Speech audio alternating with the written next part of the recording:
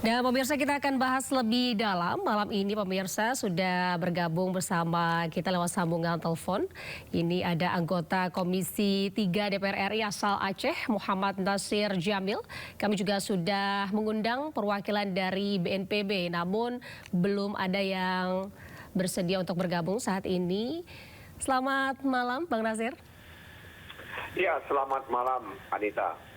Baik, Bang Nasir. Ini tentu sudah banyak begitu ya desakan status darurat nasional dan makin kuat juga nih dari perspektif DPR. Seperti apa Bang untuk merespon pemerintah pusat ini? Ya, pertama saya minta maaf ini karena hubungan kita melalui sambungan telepon ya. Karena yang lainnya itu tidak bisa begitu. Jadi saya saat ini memang kebetulan sedang berada di daerah, situasinya mati lampu ya. Dan sejak siang tadi itu mati lampu sampai malam ini belum ada tanda-tanda untuk hidup kembali itu lampu. Ya, yang kedua, saya dan beberapa rekan baik DPR RI dan DPD RI serta tokoh masyarakat aktivis di Aceh itu juga meminta Presiden Prabowo Subianto ya untuk segera menetapkan apa yang terjadi di Sumatera Barat, Sumatera Utara dan Aceh itu sebagai bencana nasional. Bang Nasir, ini posisi Anda di mana Bang yang tadi terkait mati lampu dari siang hari hingga saat ini belum ada kabar nyala? Kebetulan tadi siang saya sampai di Banda Aceh dari perjalanan di Banda Aceh. Kota Losmawe, Aceh Utara, Biren, Pidi dan Pidi Jaya. Jadi saya baru selesai turun ke lapangan menyaksikan langsung apa yang terjadi di tengah masyarakat. Baik, Bang Nasir, lalu apa dasar hukumnya nih Bang yang memungkinkan percepatan penetapan status darurat nasional nih Bang? Dan apakah DPR ini melihat urgensi untuk mendorongnya Bang? Iya, jadi ada dua pernyataan Kepala Badan Nasional Penanggulangan Bencana yang dalam pandangan kami itu sangat blunder dan tidak menunjukkan empati terhadap korban ya. Yang pertama, beliau mengatakan bahwa situasi mencekam itu hanya di media sosial. Yang kedua, beliau meminta agar kepala daerah jangan membesar-besarkan peristiwa bencana tersebut ya. Jadi dua hal itu dalam pandangan saya dan teman-teman itu sangat blunder, tidak menunjukkan empati terhadap apa yang terjadi di daerah-daerah terdampak banjir besar tersebut. Yang ketiga, sebenarnya soal status itu ya negara tidak boleh kaku ya. Tadi sudah disampaikan ya, saya dengar beberapa ketentuan yang bisa indikatornya begitu ya, Bang, sebagai bencana nasional begitu ya. Jadi ada COVID, kemudian ada gempa dan tsunami 2004 di Aceh waktu itu. Sementara bencana lain yang terjadi di daerah-daerah lain itu tidak ditetapkan sebagai bencana nasional tapi bencana provinsi. Tentu saja memang kami ingin menyampaikan, tadi saya mendapat kabar bahwa ada 3 kepala daerah di Aceh, kabupaten kota yang sudah mengirim surat kepada Presiden bahwa mereka tidak mampu ya untuk memenuhi kebutuhan dasar korban ya. Baik, berarti sudah ada upaya sebenarnya Bang ya untuk meminta bantuan itu kepada pusat ya. Iya, jadi sebenarnya juga pemerintah pusat tidak boleh begitu kaku dalam menetapkan status ini, begitu ya. Karena begini, karena pada prinsipnya ya saya ingin katakan bahwa pusat itu adalah pusatnya daerah, daerah itu adalah daerahnya pusat. Jadi ini yang harus dipahami begitu. Jadi ketika terjadi bencana di daerah, maka orang pusat itu dalam pikiran orang pusat itu bahwa daerah itu adalah daerahnya pusat. Jadi tidak kemudian dibatasi oleh status tadi itu ya, tidak kaku sekali dan untuk menetapkan itu begitu. Oke lah ya, misalnya pemerintah belum misalnya menetapkan bencana itu sebagai bencana nasional ya. Tapi tindakan-tindakannya diharapkan juga harus luar biasa. Kami sangat bersyukur bahwa Presiden Prabowo Subianto sudah datang ke Aceh Tenggara, sudah datang ke Tapanuli Tengah, ke Sumatera Barat ya. Saya pikir ini kan bentuk empati ya, dan kepedulian negara dalam hal ini Pak Presiden terkait dengan korban. Ya. Nah, tapi diharapkan juga ya bawahannya ini segera menindaklanjuti apa yang diinginkan oleh masyarakat saat mereka menyampaikan hal itu kepada presiden. Jadi jembatan-jembatan yang putus, jalan-jalan yang rusak, air bersih yang tidak ada, tabung-tabung gas ya yang tidak ada. Jadi dapur-dapur umum itu sulit untuk dibuka karena tidak ada bahan bakar, tidak ada tidak ada tabung gas ya untuk memasak. Mereka mengambil dari kayu-kayu yang yang mulai kering ya, yang karena banjir waktu itu. Jadi air bersih ya, kemudian bahan bakar, minyak, banyak hal yang hari ini kemudian belum bisa dinikmati oleh para pengungsi ya. Warga sekitar. Iya, baik, jadi titik-titik pengungsi itu begitu. Jadi saya pikir kementerian terkait itu harus segera menindaklanjuti apa yang diharapkan oleh masyarakat seperti yang mereka sampaikan kepada Bapak Presiden Prabowo Subianto. Berarti bisa dikatakan menurut Anda ini sebenarnya terjadi kendala apa sih Bang? Komunikasi antara pemerintah daerah dengan di pusat ini kendala apa yang membuat sehingga terkesan ini ada penanganan yang lamban begitu. Sementara Presiden sendiri sudah terjun ke lokasi begitu. Ya, dalam pandangan saya karena memang kurangnya empati ya. Jadi sangat birokratis ya, sangat regulatif ya, melihat ini semuanya begitu. Padahal di lapangan detik per detik mereka mengalami situasi yang sangat-sangat tidak normal begitu.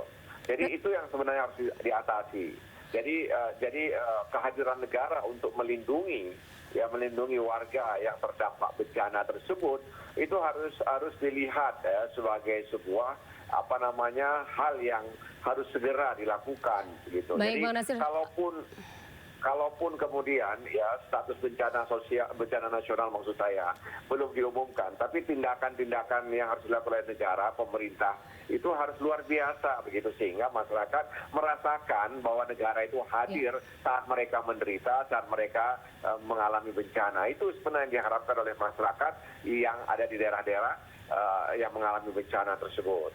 Baik, kita doakan bersama semoga segera ada tindakan respon cepat begitu ya dari pemerintah daerah untuk menyambut gayung gitu dari tindakan Presiden. Berhasil. Untuk situasi terkini berarti di pengungsian sendiri seperti apa Bang? Banyak hal-hal yang belum tersalurkan seperti tadi halnya untuk distribusi makanan begitu ya, itu juga masih minim sekali ya? Iya, di Aceh misalnya yang saya lihat, di Aceh Tengah misalnya di Benar Meriah, kemudian di Aceh Samyang, di Kota Langsa, di Aceh Utara, itu di pedalaman itu masih sulit disentuh gitu. Jadi yang tampak di media sosial atau yang tampak di televisi itu hanya yang mudah dijangkau, yang bisa dijangkau oleh helikopter misalnya, oleh kendaraan roda 4 atau truk dan lain sebagainya. Tapi di dalam-dalam ya titik-titik yang berada dalam itu sampai hari ini belum dijangkau. Banyak DM yang disampaikan ke saya melalui Instagram. Lalu opsi lain apa Bang penanganannya jika ini kesulitan menjangkau selain tadi bantuan dari udara mungkin kan?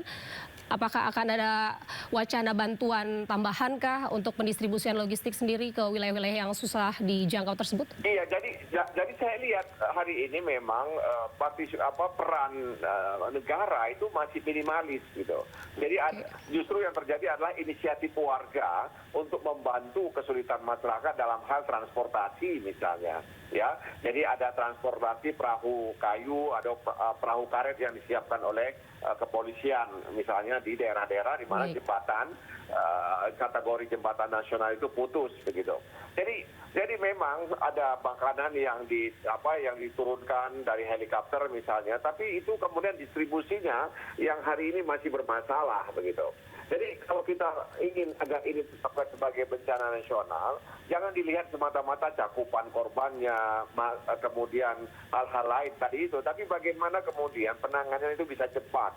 Hari ini mati lampu di lokasi ya, betul di lokasi sekali. Pengungsian mati lampu. Dan masih berlangsung hingga saat ini begitu ya Bang ya? Mengalami penyakit gatal ya. Mereka sudah ada yang meninggal di tenda-tenda pengungsian ya karena tidak mendapatkan pertolongan ketika sakit. Baik, Bang Nasir, mau saya potong. Ini terkait dengan tim medis sendiri, dengan kondisi kesehatan para warga di pengungsian ini seperti apa? Berarti ini pun begitu minim gitu ya? Iya, jadi memang saya katakan, sepengetahuan saya, sudah beberapa hari pasca kejadian banjir itu, ya ini masih 25% saja penanganannya. Jadi di lapangan saya tidak melihat dan tidak mendengar bahwa kemudian ada satu gerakan gerakan untuk memulihkan keadaan dalam konteks tanggap darurat itu begitu. Baik. Jadi ke tenda-tenda pengungsian, saya masuk ke tenda-tenda pengungsian, tidak ada tenaga medis di dalamnya begitu. Tidak ada tenaga medis ya. Baik. Jadi ini persoalan begitu. Bang Nasir, langkah apa nih Bang dari Anda selaku DPR sendiri untuk mengambil langkah jika pemerintah pusat ini tidak segera merespon desakan ini Bang? Dan apakah ada rencana panggilan rapat atau pengawasan khusus terkait hal ini Bang? Iya, jadi kita harapkan memang komisi terkait ya agar segera mendesak ya pemerintah dan juga lembaga-lembaga yang terkait dengan ini ya untuk bisa lebih cepat bergeraknya. Karena apa? Karena apapun ceritanya ya mereka mengalami situasi dan kondisi yang hari ini belum bisa kita prediksi begitu. Jadi ada manusia yang tidak bisa masuk ke daerahnya karena apa? Karena ada penghalang yang besar ya. Jadi ini kondisi yang seperti ini. Jadi sarana dan prasarana yang paling penting hari ini tanggap darurat. Bagaimana memenuhi kebutuhan dasar masyarakat ya. Kemudian adanya tenaga medis di setiap tempat-tempat pengungsian. Dan kita harapkan mudah-mudahan DPR bisa mendorong ya agar lebih cepat penanganannya ya sehingga tidak menimbulkan korban. Jadi yang penting adalah bagaimana menghadirkan negara ya saat rakyatnya sedang mendapatkan musibah seperti ini. Dan saya ingin katakan bahwa banjir besar yang terjadi saat ini atau tahun ini lebih besar kerusakannya dibandingkan dengan banjir tahun-tahun sebelumnya. Baik Bang Nasir, terima kasih Bang Nasir atas waktunya. Anda telah bergabung bersama kami. Kami doakan bersama semoga segera ada respon cepat begitu ya untuk penanganan bencana yang lebih baik lagi ke depannya. Dan juga kita harapkan semoga bencana ini bisa segera berakhir. Terima kasih Bang atas waktunya. Salam sehat selalu.